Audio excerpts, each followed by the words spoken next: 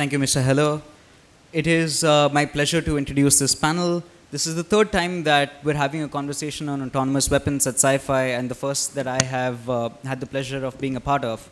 But in some ways, this is the most significant year for this conversation. As Mr. Heller pointed out, there was a significant multilateral, a comprehensive process that concluded this year at the GGE, and there was some great there was a great path forward that was listed out, and there is a lot of food for thought to discuss some of those issues. I am joined with a great amount of collective expertise to my right. But before I move on to my brilliant panelists, I would just like to point out three leading questions or scenarios, if you will, to start off the conversation. First, consider the Obama administration's decision to not intervene after the use of chemical weapons in Syria. It was a political decision, to be sure, but it was also a moral one. The apprehension that there could possibly be human shields to guard chemical weapons facilities was something that weighed heavy on the administration and was part of the reason why there was a decision to not act. Now imagine that decision taken by a machine. Where would the machine draw the moral lines? And more importantly, faced with the possibility or the knowledge that your adversary is relying on artificial intelligence to make its strategic decisions, how would an asymmetric adversary react? Second, there is an increasing trend that we have seen where artificial intelligence is being used to augment traditional military capabilities. When I say this, I'm thinking of South Korea, that is deploying automated sentry guns along its demilitarized zone with North Korea. Now, South Korea's military is nearly half of that of North Korea. So is this a trend that we're likely to see reflected in the approaches of other countries, where artificial intelligence increases or compounds the traditional military fighting capabilities? Third, and this is something we heard about yesterday, there is an inherent trust that human beings repose in decisions taken by machines, decisions that are arrived at with mathematical computation. But we have also noted in the panel that happened previously and throughout the last 2 days that there is also cognitive bias that machines suffer from. So when decisions are taken by machines, life and death decisions, and some of those are the result of that inherent bias, who is held accountable? How are humans held accountable? And can we think of an expansive human responsibility, not just in the deployment of these weapons, but also in their design and development? Now, my panel has a diverse range of expertise, and some of them will allude to these questions that I have discussed. To start with, I'm going to go to Lydia Kostopolous. Lydia is an expert who was not only at the GGE, but also lent her words and made valuable inputs to the GGE in arriving at its decision in August. So that's something that I will ask Lydia to touch on. Thank you, Bedavyasa, and thank you, ORF, for the kind invitation. Yes, indeed, I was there at August and talked about the human involvement. And even at the beginning of the week, I knew there was going to be a good week because there was positivity in the air. And by the end, indeed, they did conclude with a set of possible guiding principles for emerging technologies in the area of lethal autonomous weapon systems. And I'll just highlight a few items from that. So the principles highlighted the applicability of international humanitarian law. They underscored that accountability cannot be transferred from machines, and therefore humans were still responsible. And this human responsibility included the full life cycle, so from the development of the weapon system to its use in armed conflict. The principles also included an item on physical security of the weapon system, so it wasn't enough for the AI to function as expected, but also for the weapon system to be physically secured so that it wouldn't be physically compromised. It also included non-physical safeguards, such as the prevention of cyber attacks, as well as data spoofing. The main framework of the convention was to help strike a balance between military necessity and humanitarian considerations. And these possible guiding principles have provided key elements for the international community to consider as new emerging technologies are developed and incorporated into nations' arsenals. So this was the lethal discussion, but There are also other AI military uses outside the lethality aspect, which I'd like to touch on because they play on a big role with the lethal force and the tactical and strategic decision-making process in armed conflict. What I'm referring to is the use of artificial intelligence for decision support and it resulting in decision support infrastructure, making it difficult to operate without it. Today, we already rely on technology in so many ways to make decisions. Simple examples such as we use technology to figure out what roads to take to our destination, or even relying on weather forecasting technology to decide what to pack for a week in Delhi for CyFy. These two examples are things that we either remember living without or can do without. These examples aren't examples where we have so many data points that we would feel too overwhelmed to figure out on our own with one human brain to decide what to wear or what road to take us to our destination. However, though, if we think about the billions of Internet of Things devices that are being connected, there are over 8 billion right now, and in just 2 short years, in 2020, there'll be 20 billion. If we think about the increasing percentage of the global population that's coming online, the exponential amount of data that is being created each day, and the volatile political trends which were discussed at the Raisina Dialogue this January, and those of which we watch unfold in our social media feeds each day, then we start to realize that the collection, processing, and fusing of intelligence becomes far more complex for a human brain to process, or a team of human brains to process in a timely way.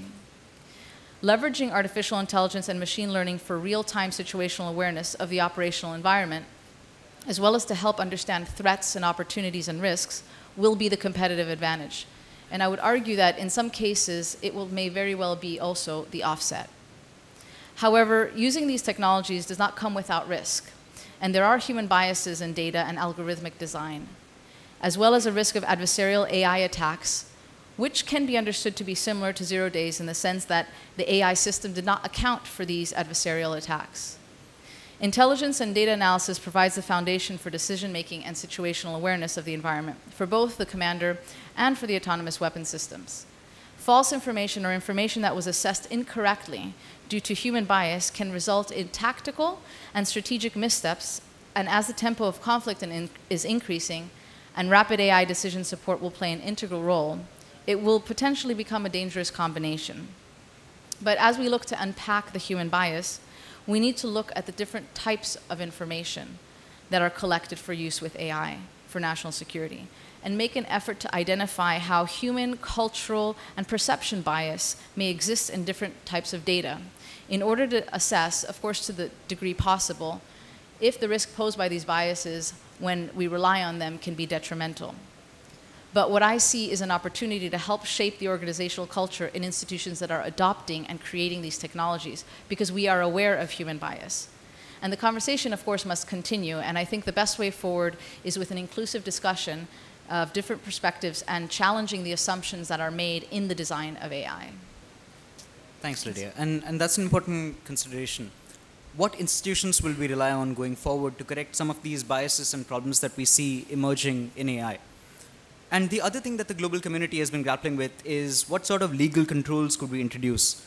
And does the answer even lie in legal controls, or is it only technical controls that may help prevent some of the misuse that we've been hearing about for AI generally and autonomous weapons specifically? Can I ask Dustin Lewis to come in here?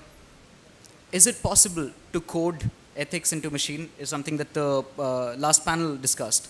Or should we allow the development of weapons and AI technology to reach its conclusion before we bring in legal safeguards?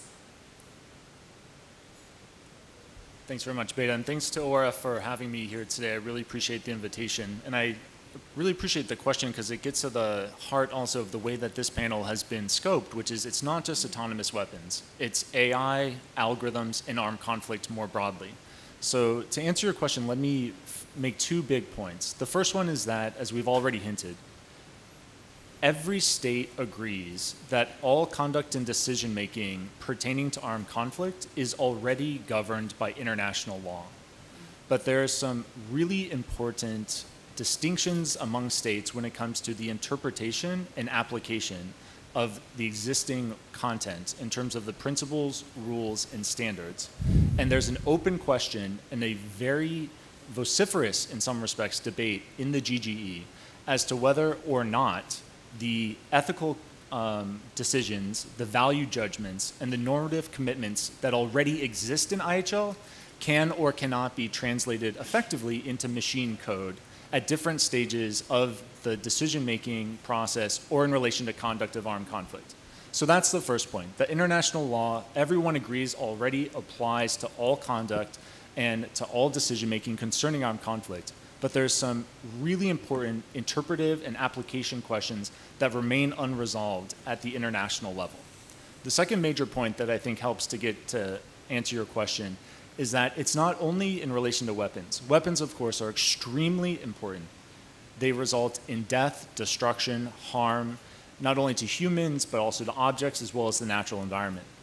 But AI applications and algorithmic systems are going to affect aspects of war that are outside of the conduct of hostilities. And let me give you 4 examples that I invite the room to consider and to provide your views on so that we can widen this discussion, recognizing, of course, that weapons are the primary and most important aspect of it. The first concerns detention. International law already provides parameters concerning who can be detained, for how long, and at what point they need to be released or otherwise disposed of in terms of criminal process or whatnot. In the US context, there's recommendations from sentencing algorithms, and already there's some discussion about how to apply these types of predictive policing models, sentencing algorithms and whatnot into armed conflict contexts. And if the problems concerning bias in the system at the US domestic level are already significant, which I think they are, imagine how much more difficult it would be in order to evaluate them in an armed conflict context where the requirement to be able to open up the black box is much less so, at least from a legal perspective. So how do we think detention is going to matter in relation to AI and armed conflict? The second point is humanitarian services. So the bread and butter of what the ICRC and other humanitarian organizations do.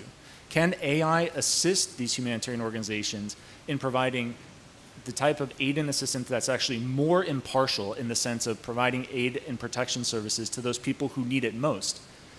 There's the possibility, of course, but only so long as the algorithms and the data are crafted with the sufficient normative commitments entailed in international law as an absolute floor. And there's no guarantee that that'll be the case. Third example outside of weapons is warships. Under international law currently today, one of the facets of the definition is that to be a warship, it has to be, quote, manned by a crew, unquote. What does it mean in 2018, or what will it mean in 2025 to be manned by a crew? Does it mean inhabited by a human? Does it mean teleoperated? What can it be an algorithmic system that navigates on its own but requires human input in a communications denied environment to go in or come back out? And then the fourth and last example, and it gets also to this question of the future of jobs, including for lawyers, is legal advice itself. So as an example in the US domestic context, there's a 2015 judgment that, while not directly applicable to IHL, stood for the principle that if a machine can do a process, that process cannot be considered providing legal judgment. So for example, in big corporate litigation, machines conduct a lot of review of the thousands or even millions of pages of documents. If a human paralegal is providing that level of review, it's not considered to be legal judgment, providing legal judgment. And instead, because under this court reading at least, it's the type of thing where a machine can do that, and therefore it is, by definition, not engaging in the practice of law. And so there's a question of to what extent these AI applications are going to be able to provide humans the ability either, on one hand, to provide the really important decisions and legal assessments, or whether they're going to devolve humans to just validating decisions that have already been arrived at through algorithmic processes which none of the lawyers understand. Thank you, Dustin. Thank you. And all of those are extremely important considerations. In fact, with the pervasiveness of technology, this bias that we're talking about is something that we can see perhaps creeping into every aspect of our lives. The centrality of the autonomous weapons debate lies in the fact that if we're able to solve the question of bias in machines that make life and death decisions, then perhaps that's something that can trickle down to the application and development of these systems for everything else. And something that the GGE and other institutions have been grappling with is there a payoff? We know that there are complex machines that use AI, and some of the decisions made by these artificial intelligence-fueled machines is not easily apparent even to their operator. So my question to Subhashish is this: is there a payoff between reliability of a machine and the predictability of how that machine acts? Thank you, Veda. So, so one will have to understand that, is it okay? Closer? Okay. So, the modern AI systems are very large, so in the last 10 years, we are talking about machine learning systems that are often described in over 100 million parameters. So they are over-parameterized. And this over-parameterization is often necessary to achieve high accuracy in prediction. So you require, if you want to have a mistake of less than 1% in a prediction of over 100 million images, then apparently you need these very large systems. Now, when you deploy a large system like this and train it using inductive reasoning, as a speaker in the last session mentioned, then what you lose is explainability in the system.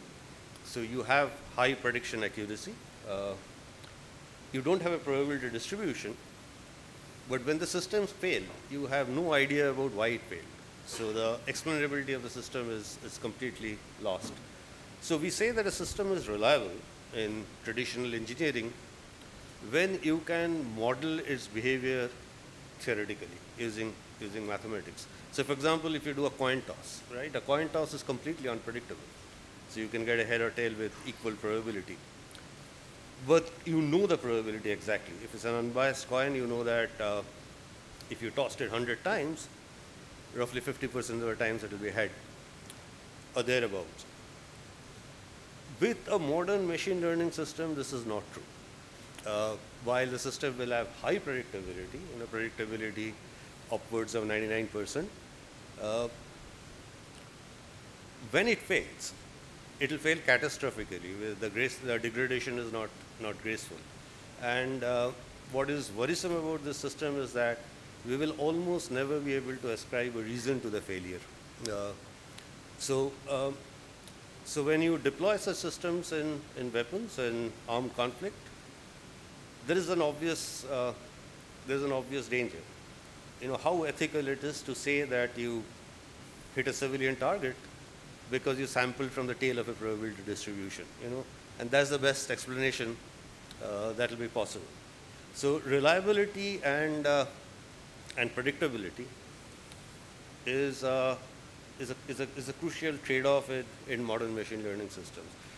So a way to avoid that is to choose a machine learning system or an AI system where there is better explainability, and that will require giving up on predictability a little bit. So more inaccuracies will creep in. And right now there is no way, nobody knows that how to balance the two. So there is an inevitable trade-off in the two right now. Yeah. Thank you. Now, despite these questions around the predictability and reliability of these systems, what we're seeing is a trend that militaries are increasingly adapting their strategies and incorporating them into the way that they conduct warfare. What is, Kara, the future of the battlefield that is integrated with machines? And what are some of the technologies that may represent the greatest threat that are already in use or close to being deployed, but may not be completely predictable? Very good question. So first of all, I want to thank ORF for having me here. This has been such a great convening. I've learned so many great ideas to take home with me, and hopefully I can return the favor in a small way.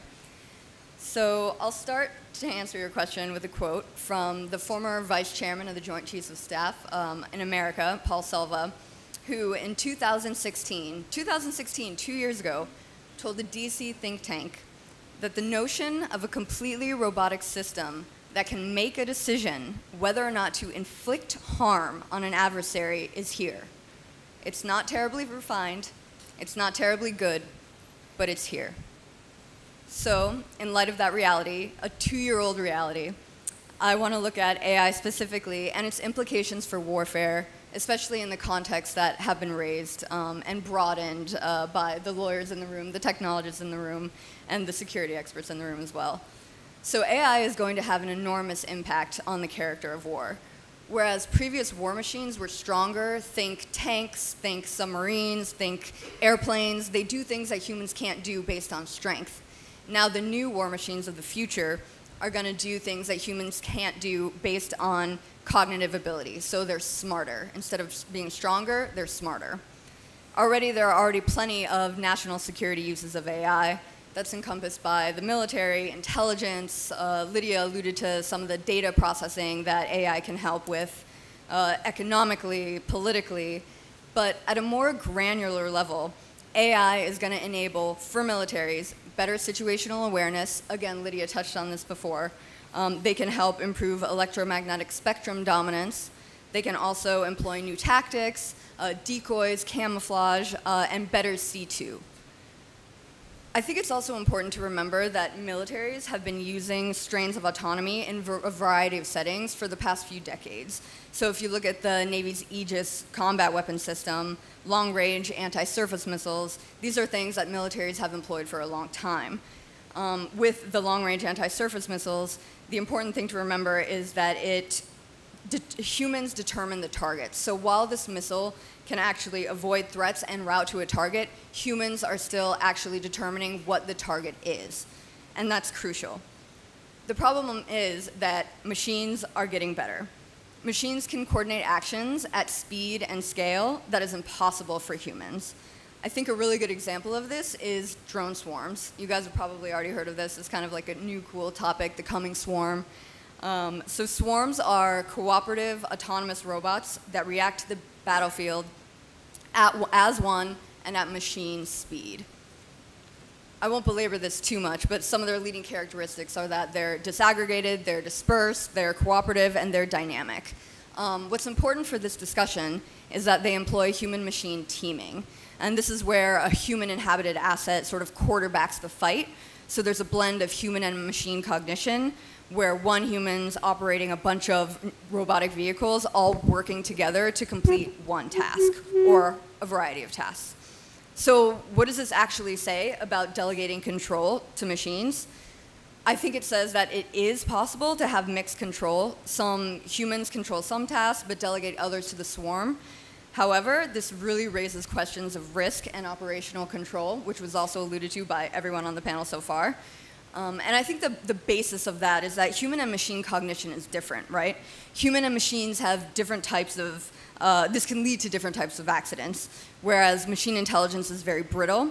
Human intelligence is more flexible, it's more agile. You know, we can drop something and pick it up and do a math equation all in the same few minutes. Machines can't do that unless they've been programmed specifically to do certain things.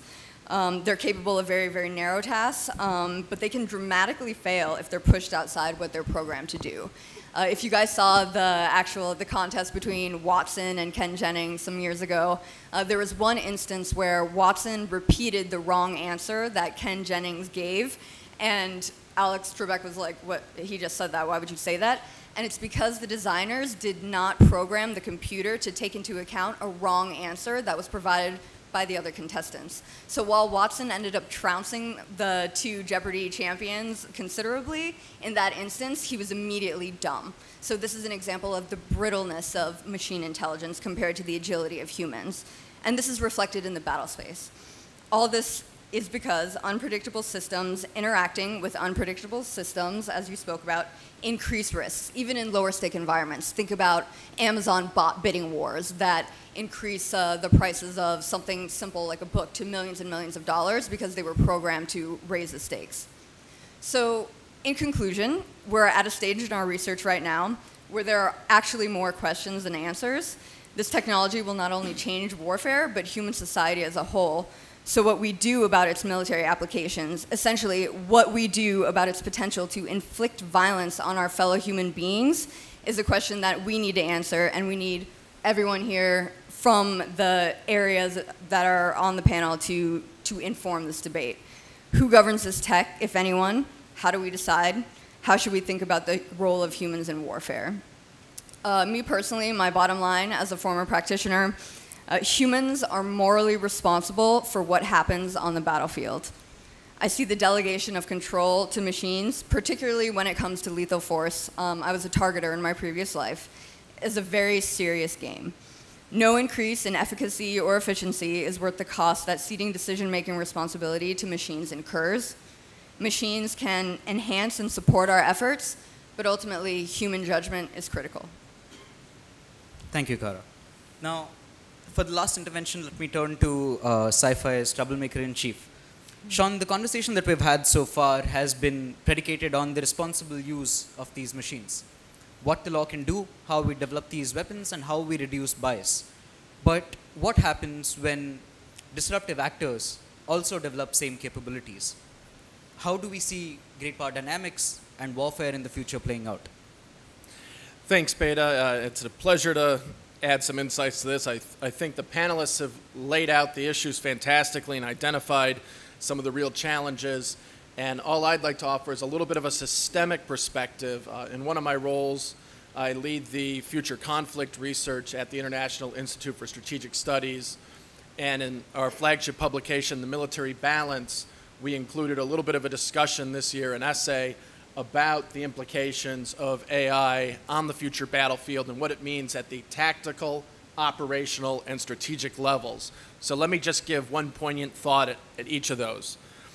For tactics, when you're going to bring in new technological capabilities, it's often been the case that a small advantage in technological innovation can yield incredibly disproportionate impacts in the actual conflict space on the battlefield.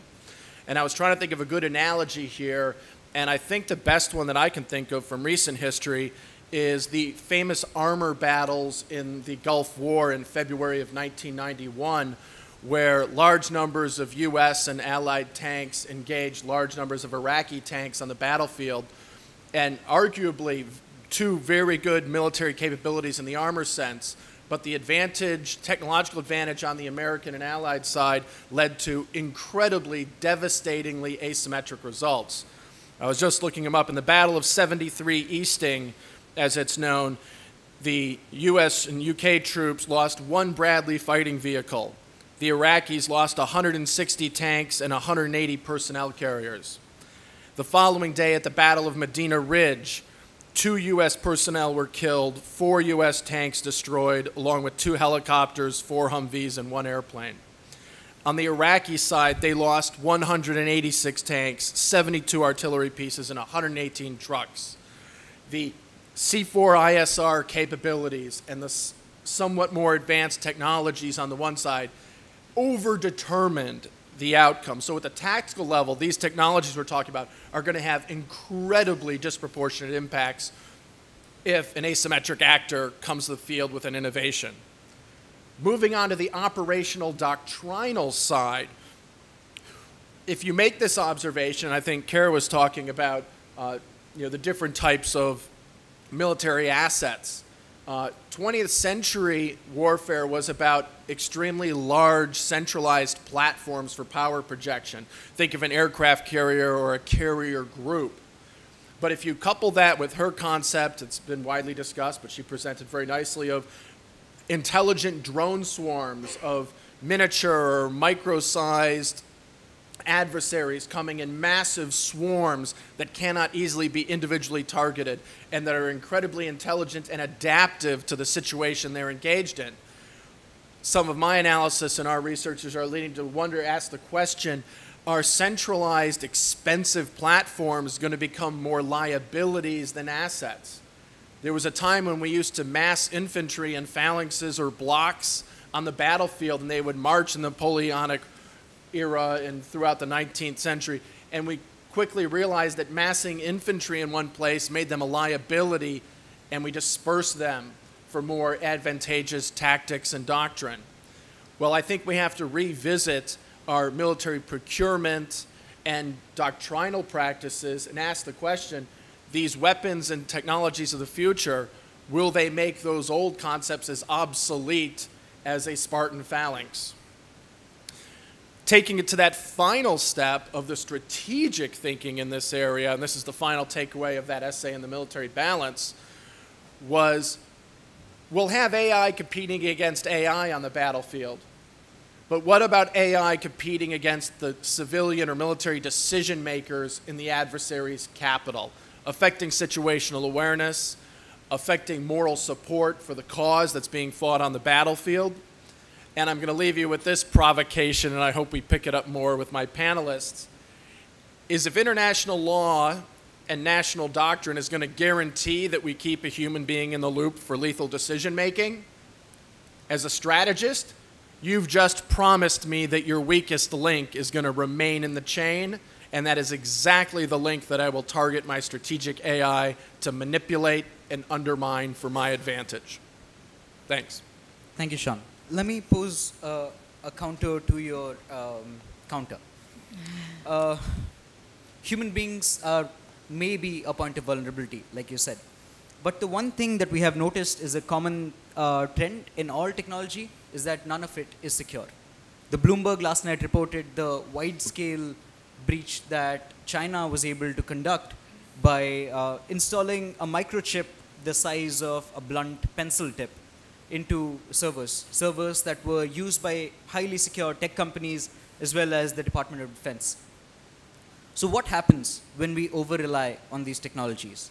And something that we discussed earlier was how do we build in the accountability when since the decision for developing these weapons and deploying these weapons are completely sovereign decisions, does the Article 36 review to test the weapon against bias, to check against misuse, etc., is it enough? And this is something I'd like all panelists to take a minute to respond, and then we'll open to the audience. Let's start with Lydia, same order that we followed. Well, I think one of the challenges with that is that if Article 36 is meant to test weapons to pass a certain threshold of acceptability for use, and if we have autonomous weapon systems that use AI that had machine learning, then every time it changes. So therefore, every time theoretically we have a new weapon, therefore it's almost impossible. And I think we had this discussion a little bit earlier from the technical side that Subhashish will add to it. And he was saying that it immediately shook his head and said it was impossible to do. And I think the challenge is that we're inputting new data. If we're changing the context, it reacts differently. And therefore, does it pass those tests? Is it acceptable? Dustin? Excellent. So if we zoom out from an international legal perspective, I think there's a few aspects that are relevant. One is, what are the underlying responsibility concepts? There's two main ones in international law. The first is state responsibility, and the other one is individual responsibility. So do these technologies, do their production, the design, the use, the fielding, the review, do they fit neatly within or so challenge those existing concepts of responsibility, and therefore the accountability that we've traditionally associated with them need to be revised? And do we maybe even need to forego some of those technologies lest we risk running afoul of those underlying normative commitments within the legal framework? And this is an open question right now that states are very vociferously debating within the GGE and outside of it.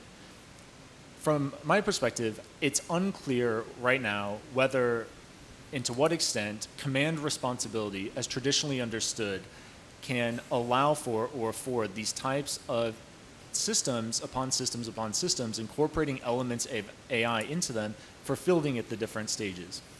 I think as the panel has discussed, the predictability and reliability and certainty aspects are ones that fundamentally challenge right now some of those existing concepts of law, and I'll just highlight four before ending. The first one is control. Whether it's human control, state control, individual control, control is a fundamental precept of law. The second one is attribution. We need to be able to attribute conduct, whether it's an act or omission, from a legal perspective, to have responsibility and accountability.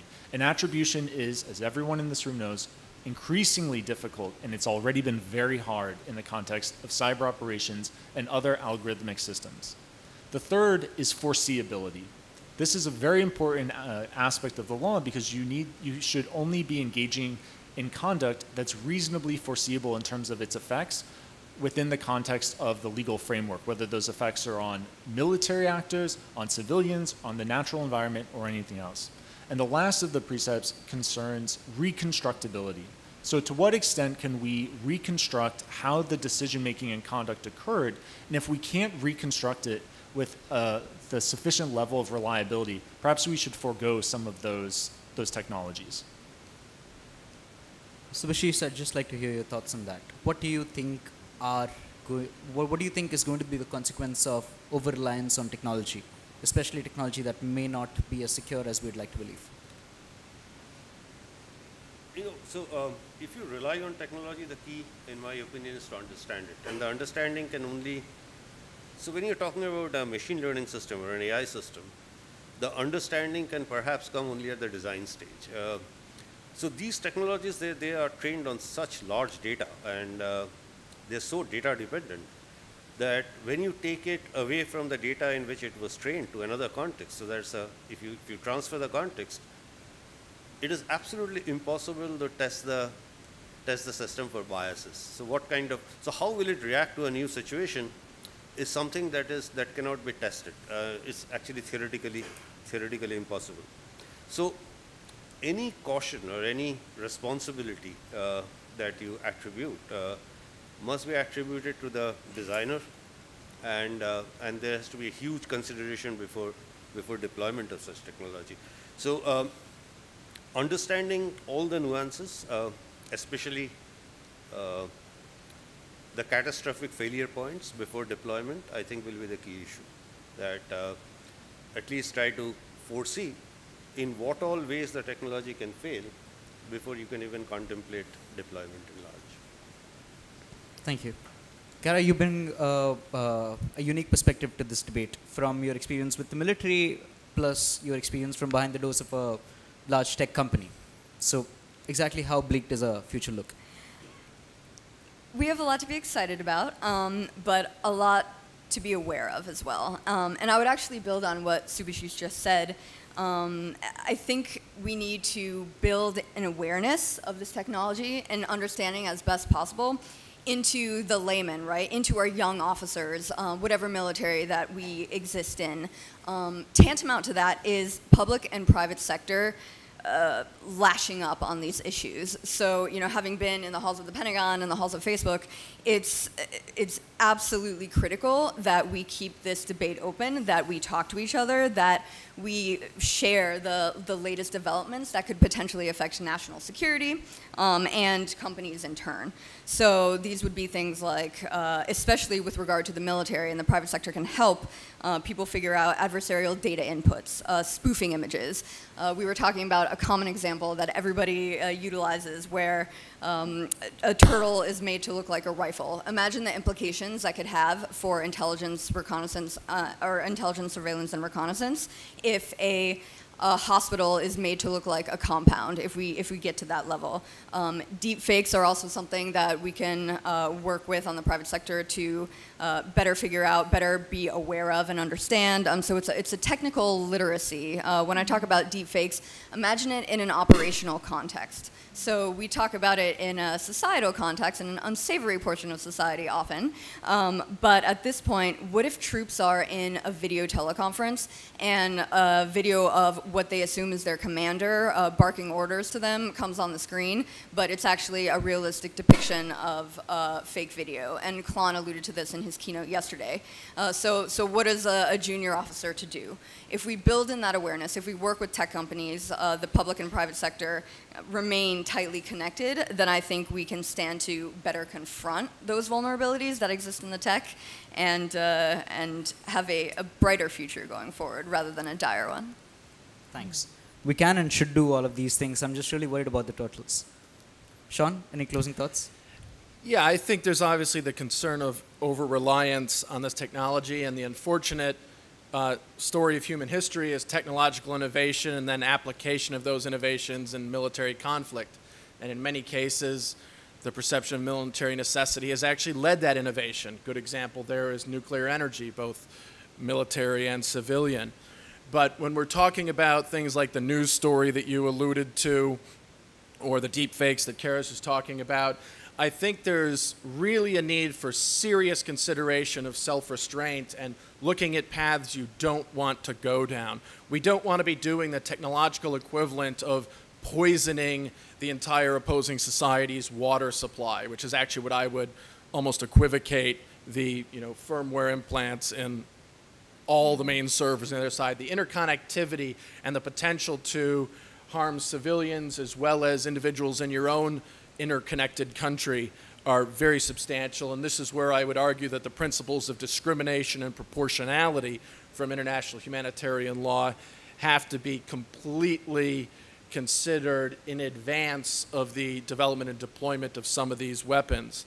The odd logic and brilliance of international humanitarian law is accepting the undesirable fact that humans will be trying to kill each other and then introducing a mutually desirable safeguards into that process. And I think that's a little bit of where we need to take this discussion, and not only here, but in the international community, and ask ourselves, what is a path too far as we're creating this technology, and what safeguards do we want to include, and what opportunities do we actually want to forego, because what might be an immediate short-term tactical advantage is not worth the strategic societal implications either for our adversary or for our own country if they respond in kind. Thank you.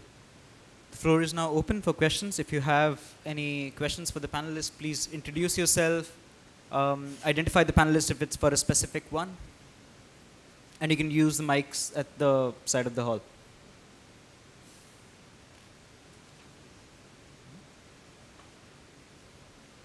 Please. Good evening.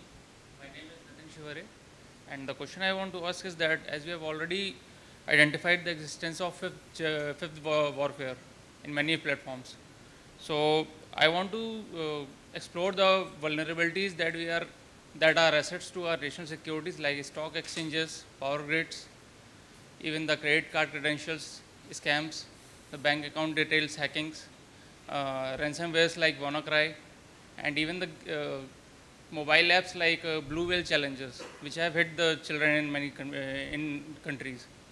So the question is that if even we identify the country of origin, but we can't hold the governments responsible for all those things.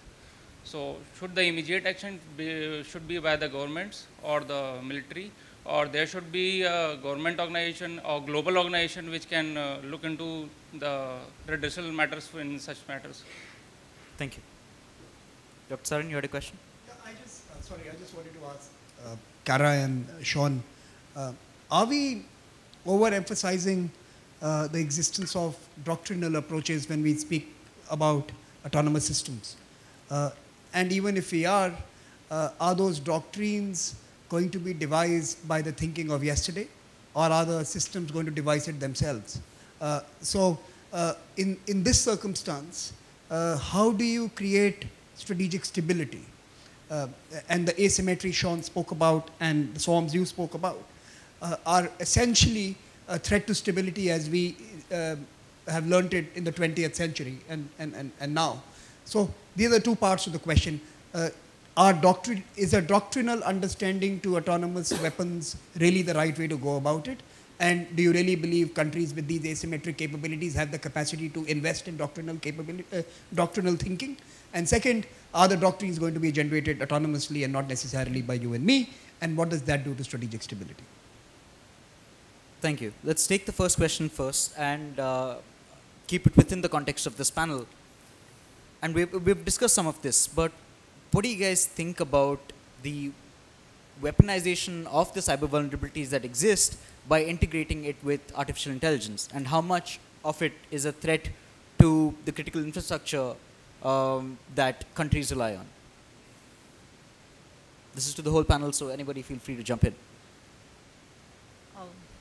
I'll jump in then. I think that the problem with cyber is that it adds an extra layer of complication. And if we think about how already viruses have gone on to infect other computers and have second and third order effects that were not intended, if we add autonomy to that mix, I think that we're going to have some of the problems that Kara was talking about before about having dumb AI, where we didn't anticipate that it was going to do something, but we didn't know that, so we couldn't have planned for that, and we couldn't have put that in. And I think that it may even go into places that we hadn't anticipated outside of critical infrastructures, maybe even schools and places that we hadn't thought about before, and shutting things down. Sure. Dustin, do you have a point? So one quick point I would make is that in relation to the review of cyber capabilities that might be used in the context of armed conflict, already it's unlawful to design and deploy cyber capabilities that are inherently indiscriminate, in the sense that they cannot be, their use cannot conform to the parameters of international humanitarian law / the law of armed conflict. And this is, I think, one of the main risks in cyber capabilities, is their potential, at least, to be inherently indiscriminate in the application of their effects. Thank you. Now, on to the second question about doctrinal approaches. Will the doctrines that we've followed so far serve us well? If not, how will we design doctrines going forward when a lot of our decisions are going to be autonomously determined? Kara? So I'll go first. So nobody wants to fight yesterday's war, right? That is written on the tombstone of a lot of battlefield failures that we've had in, you know, the past century after century after century. So in terms of upending our doctrinal understanding of how we fight, I think we are at the cusp of a revolution. I don't want to talk about paradigm shifting and whatnot, but I truly believe it. I think that you look at command and control. Sean alluded to C4ISR. So the way these enablers for targeting, these enablers for intelligence, these enablers for how we fight warfare based on hiding and finding, based on precision-guided munitions, that instead of launching artillery that just barrages the enemy, we actually seek out and find who we want to target, what we want to blow up, and do it. So I think that technologies are going to have a huge effect on this way of warfighting by changing the way command and control looks, perhaps. So autonomous systems with delegated authorities can react at machine speed at the battlefield's edge. So what does that mean for the importance of command and control? It waters it down a little bit. In addition, it can also create new tactics. I mean, AI, you can use generative adversarial tactics to create new techniques that we've never seen before. So I really think that we are going to have to look very seriously at our doctrinal imperatives and potentially change them. You're seeing that happen in the intelligence world right now. The U.S. Air Force is not even talking about processing, exploitation, and dissemination anymore. They're talking about sensing, identifying, attributing, and sharing intelligence. So it's maybe not the best way of putting it, but at the same time, it reflects the fact that we are looking at fundamentally changing our way of thinking, especially in regard to military intelligence, what the military digs up in order to better fight its wars. And that's going to require constant reevaluation, especially as these technologies make war machines of the future smarter. In terms of are these doctrines going to be generated autonomously? Only if we let them. So I think, again, I'll put in my plug for the absolute critical nature of human judgment. That is a huge component. And you know, when these machines are going up against each other, when 50 drones are going against 50 drones, I think we have to be the determining factor. To use an Americanism, we have to remain the quarterback. Sorry. Thank you. Sean? Yeah, I must confess, Samir, I'm not incredibly optimistic about strategic stability in the near future until we actually have really developed international relations theory to go along with this technological innovation, to learn how to adapt with it. At the end of the day, the human creators of AI algorithms are imperfect. We bring our biases and our imperfections to them, and that's the brittleness that you've heard referred to before, where the algorithms can't predict every scenario or every contingency. And if you think about the question of second-order machine algorithm-derived doctrines, then the question becomes, will that AI influence be a moderating influence, or will it simply magnify the imperfections of the first-order algorithms and further exacerbate it? And by way of analogy, we have automated trading algorithms in the financial sector. They do a really good job and outperform human traders on most days. But every once in a while, something happens and the inputs and the decision-making gets out of control and you have extreme volatility that we call flash crashes, and it causes us to suspend trading on the financial markets occasionally. The system just gets out of control, exacerbating itself.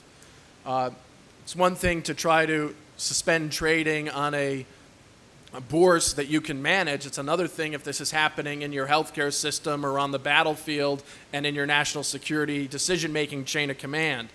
So I think these are really significant concerns to think about, and if we are prepared to acknowledge that no AI system is going to be perfect, I'm very concerned about letting that imperfect system create a second-order generative doctrine which may be even more imperfect than itself, especially if an adversary is going to be doing data poisoning or adversarial inputs to encourage it to cycle out of control into that volatility. Thank you, Sean. This has been a fascinating conversation to me. There were a lot of things that I hadn't thought about before.